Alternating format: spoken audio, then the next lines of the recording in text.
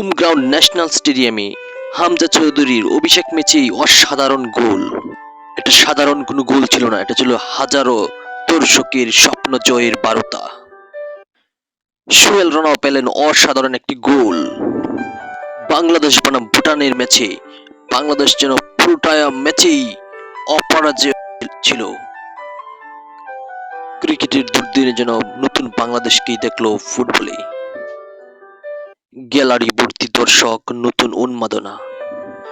সাথে ছিল হামজা চৌধুরী, সোহেল রানা এবং ফাহমিদুলের অসাধারণ ফুটবল নৈপুণ্য।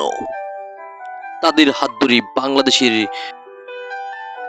স্বপ্ন জয়ের হাতছানি দিচ্ছে, স্বপ্ন দেখাচ্ছে এশিয়ার শ্রেষ্ঠত্ব অর্জনে আরো এক ধাপ এগিয়ে যাওয়ার।